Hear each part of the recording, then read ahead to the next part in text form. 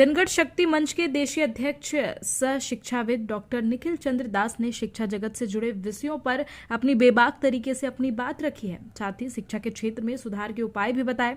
उन्होंने कहा कि स्कूलों में जिस प्रकार से री एडमिशन के नाम पर नया ट्रेंड चल रहा है, ये एक प्रकार का शोषण है।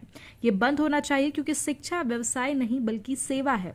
उन्होंने बड़ी बात कहते हुए कहा कि जो भी व्यक्ति जनगण शक्ति समाज में युक्त होगा वह शिक्षा और विकास के रास्ते में अग्रसर हो।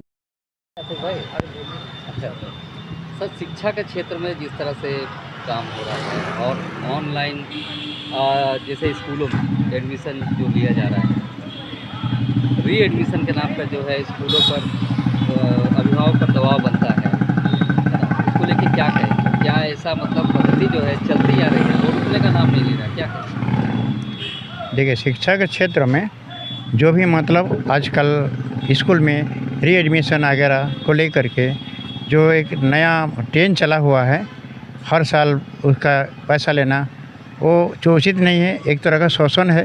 ये बंद होना चाहिए क्योंकि शिक्षा कोई व्यवसाय नहीं है, शिक्षा सेवा है। और आधुनिक बच्चों को अगर इसको लेने की सुविधा ना हो, बहुत से ऐसे देश है हमारे दुनिया में जो शिक्षा फ्री जाती है, और अगर अधिक महंगी होगी साधारण लोग शिक्षा से वंचित रहेंगे। जनगण शक्ति मंच ने ही इसके लिए ऐसी योजना बनाई है जिसमें आप पूरी तरह सुरक्षित रह सकते हैं, और इसके लिए समाज में रहना आवश्यक है।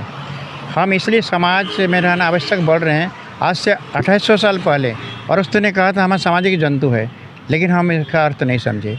तो मैं इसको अध्ययन करने के बाद देखा बनाना चाहिए। लेकिन क्या बड़ा समाज हम बना सकते हैं? नहीं।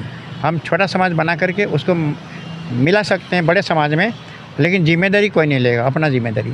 तो मेरा है दायित्वयुक्त, सप्तो दायित्वयुक्त सप्तजनीय समाज बनाकर सप्तो दायित्व मुक्त मगर पर्यवेक्षण युक्त सप्तस्तरीय भू राजनीतिक समाज का अंतर्भुक्त होकर जो जनगण शक्ति समाज में युक्त होगा वह उसी दिन से सुरक्षित रहेगा और वह शिक्षा के रास्ते में, सुरक्षा के रास्ते में और संपन्न के रास्ते में, विकास के रास्ते में अग्रसर होगा।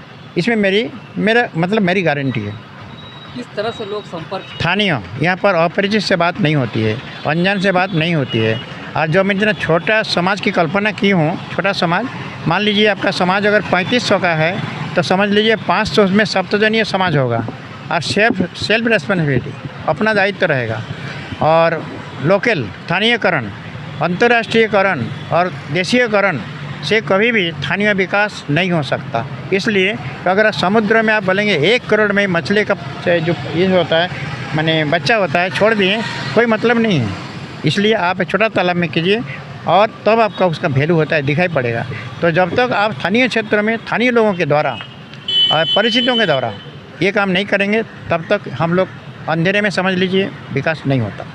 परिचय बता दीजिए सर। मेरा नाम है डॉक्टर निखिल चंद्र दास, जनगण शक्ति मंच का देशीय अध्यक्ष।